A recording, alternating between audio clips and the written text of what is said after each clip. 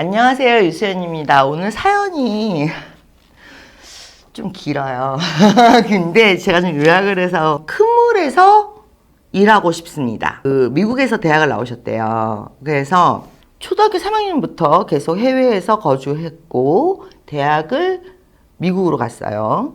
그런데 영문학을 졸업했고 교육학 석사 과정을 취득하고 한국에 와서 취업을 하려니까 너무 막막하더래요. 지금 고민이 그냥 작은 회사를 계속 다니면서 교육 쪽으로 학교나 기독교 대안학교 뭐 이런 작은 규모의 학교들을 다니느냐, 작은 출판사업이나 이런 쪽으로 일자리를 계속 잡았나 봐요.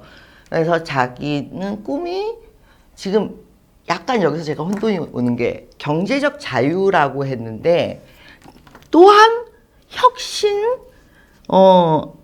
그 주입식 교육의 문제점을 해결하고 학교에 기여하고 이런 꿈이 있고 그 다음에 나름대로 청소년 교육 전문가라는 타이틀로 자선가의 길을 진정성이 굉장히 많으세요. 그래서 교육학에 대한 자기만의 주관이 있고 우리나라 교육을 어떻게 바꿨으면 좋겠다라는 신념이 있으세요. 그런데 경제적인 자수성가도 원하세요. 그리고 작은 회사들을 물경력이라고 본인은 표현인데 1년씩 3년을 다녔대요. 일단 잠깐 스탑해 보시고요. 지금 또 기독교 대안학교 작은 데인데 거기에 연봉 3,700으로 가느냐 아니면 이 기회에 대기업으로 가서 좀 더 큰 물에서 놀아보느냐 이거를 물어보셨어요. 자, 제가 한국에 들어왔을 때 얘기를 해드릴게요.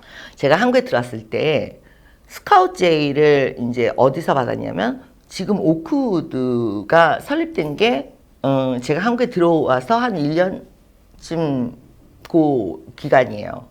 그때 이제 호텔이 오픈을 했는데 그때 제가 이제 F&B 디렉터로 스카우트 면접을 가서 이제 호텔을 다 둘러보고 딱 보니까 F&B가 한 층밖에 없더라고요. 그때는. 지금은 어떻게 변했는지 모르겠지만. 그래서 이게 무슨 의미가 있느냐, 디렉터라고 해도. 그러면서 이제 뭐 회사 구조나 이런 거에 대해서 설명을 들었고, 그래서 옵션이 이제 호텔, 이제 오픈한 호텔이 있었고요. 그 다음에 한국파이저에서 프로덕트 매니저, 그러니까 팀장이죠, 팀장.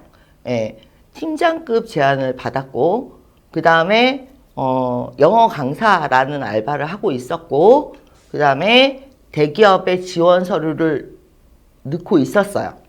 그런데 저는 생각을 해봤는데 이게 회사라는 곳은 대부분 단물만 빼먹고 키워주진 않는단 말이에요. 특히 대기업일수록 막 1,000몇 명씩 뽑고 20대로 좋은 청춘 동안 불살라서 일을 하다가 30대가 되면 약간 좌천, 지점 발령, 40대가 되면 뭐 한직 발령 이러면서 자연스럽게 밀어내거든요.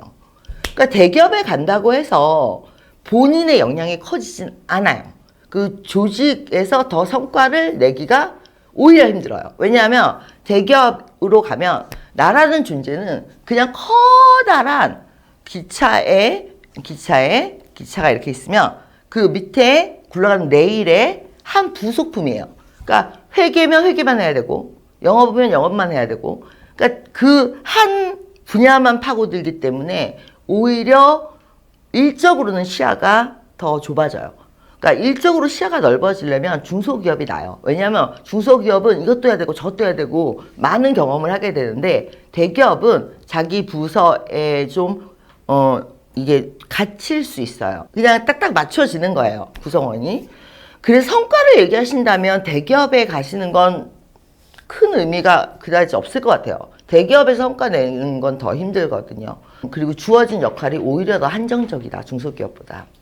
근데 중소기업은 또 어떠냐면 이게 그 대신에 대기업은 안정적이라는 걸 생각하시는데 글쎄 요즘 세상에 대기업이 안정적일지는 모르겠어요. 그래서 공사나 공무원으로 많이 빠지시죠. 대기업이라고 꼭 안정적이거나 아니면 성과가 나거나 뭐 그런 큰 물에서 논다거나 그렇게 가시려면 임원급으로 올라가셔야지 그렇게 가실 수 있는 거거든요. 그러면 대기업은 그렇다 치고 중소기업은 이제 경험은 많이 하시게 되는데 나중에 창업하시기에는 중소기업이 나아요. 왜냐하면 이것저것 다 경험해 보시게 되기 때문에 창업을 목적으로 하신다면 중소기업을 다니시는 것도 괜찮아요.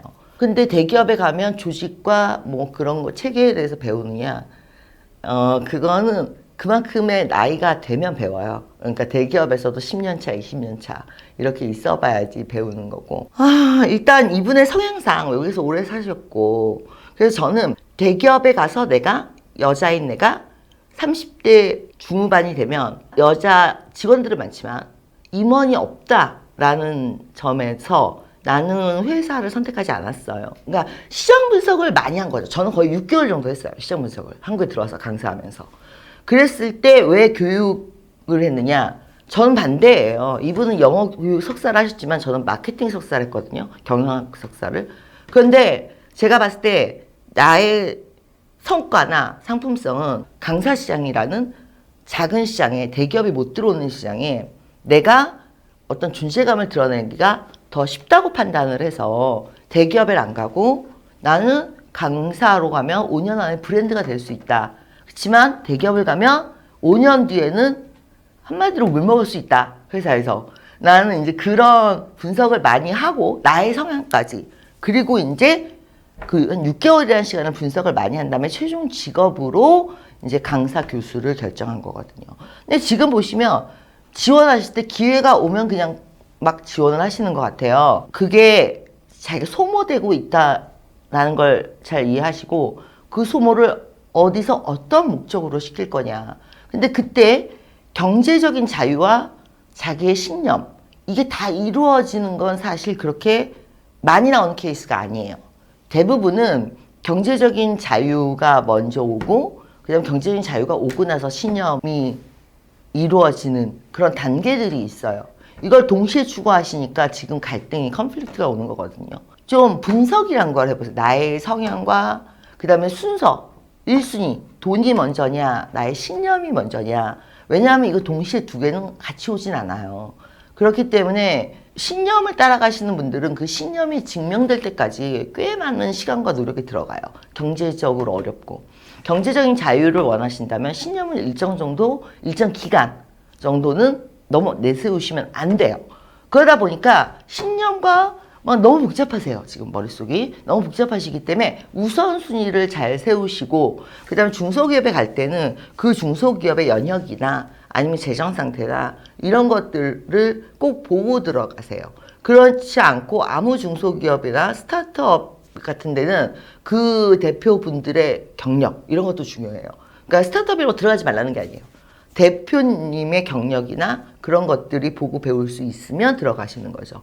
이렇게 지금 우선순위가 뒤죽박죽 되어 있으세요. 그래서 저처럼 좀 분석하는 시간을 가지시고요. 본인이 어느 분야에서 어느 정도 소모됐을 때 경제적 자유가 언제쯤 오고 나의 신념대로 움직일 수 있는 시기가 언제쯤 오느냐. 저는 에세이를 6권을 냈는데 그중에 신념대로 낸 에세이는 마지막 에세이예요. 인생 독해라고. 제일 안 팔렸어요.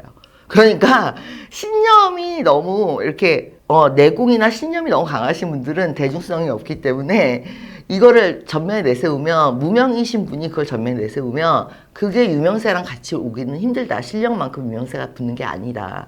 라는 현실적인 분석을 좀 많이 하시길 바라고요. 그리고 지금 미국에서 이렇게 대학을 나오고 초창기부터 이렇게 사셨잖아요. 초등학교 3학년부터 대학까지. 그러면 대한민국이라는 사회를 이해하기가 그렇게 쉽진 않으세요. 저는 석사과정, 그리고 그다음 첫 번째 직장까지 외국 생활을 했는데 8년 정도? 그래도 아직까지도 적응이 안 되는 부분이 있어요. 사회적으로 일단. 그러니까 본인이 적응을 못했다는 걸 알고 계셔야 돼요. 제가 봤을 때 이 기간이면 절대 이 긴 기간을 대한민국 문화 속에 녹여내기는, 자기의 기간이 초등학교 3학년 때부터 대학 졸업까지 미국 문화였으면 와서 정착하시기가 그렇게 쉬운 문제가 아니에요. 본인이 생각하시는 것보다 적응이 그렇게 쉽진 않으실 거예요. 그러니까 분석하는 시간과 이제 눈치를 좀 많이 보시고 우선순위를 좀 잡으시고. 우선순위가 뭐예요 도대체? 경제적 자유예요? 성공이에요? 신념이에요? 이런 게 없잖아요. 그리고 대기업에 가서 조직 문화를 배워서 뭘 할 건데요? 그러니까 자기 창업이 꿈이에요? 그러면 중소기업을 가시고요. 아니면 하던 일을 계속 안정적으로 하는 게 좋으세요? 그럼 대기업으로 가시고요. 매일매일 똑같은 일을 반복하는 느낌으로. 그렇지만 이제 한 10년은 보장돼 있죠. 예, 그 정도. 그런 것들에 대한 분석을 전혀 안 하시고 막 이렇게 이것저것 뛰어만 다니시는 것 같아요. 예, 그래서 저처럼 미국은 저보다 잘 아실 텐데 직장을 잡기 전에 마지막 학년에 굉장히 시장조사나 자기 성향 분석이나 마지막 학년에 그걸 많이 하잖아요, 대학에서. 그래서 자기한테 맞는 직장을 찾아서 가는데 컨설팅도 많이 받고. 그런데 우리나라 같은 경우는 대학 졸업하면 그냥 막 가거든요. 내가 갈 수 있는데 이러면서 가는데 지금 그게 과연 본인한테 맞으실까요? 이해가 되세요? 저도 이해가 안 되는데 아직까지도 그런 한국 사회의 그런 것들이. 그래서 주입식 교육이 안 좋아 보이고 내가 영어 교육에 그런 선봉에 서서 청소년 교육을 받고 있다. 아, 이거는요, 굉장히 많이 고생을 하시고, 경력을 쌓으시고, 경제적 보상 없이. 그리고 나서 탄탄한 그 교육 분야에서 탄탄한 인지도를 쌓고 나야지 생기는 그런 위치거든요. 그 신념을 이룰 수 있는 단계가. 그래서 저는 좀 교통 정리를 좀 하실 필요가 있을 것 같아요. 교통 정리를. 우선순위가 뭔지. 그리고 배우고 싶은 게 뭔지. 나의 20대를 어디서 어떻게 소모해서 30대에 어떤 걸 하고 싶은 건지 도대체. 한국의 취업시장과 교육시장과 본인의 특징에 대해서 좀 분석을 많이 안 하시고 너무 열심히만 하시는 것 같습니다. 그래서 좀 스탑하시고 열흘이라도 좋아요. 정확하게 기간을 잡으시고요. 그 다음에 쭉 그런 50대, 60대까지 보면서 나의 이런 어떤 단계를 갈 건지를 정하고 그 다음에 회사를 정하는 거죠. 그런 게 지금 우선순위가 막 뒤죽박죽 돼 있어서 혼란스러우신 것 같습니다.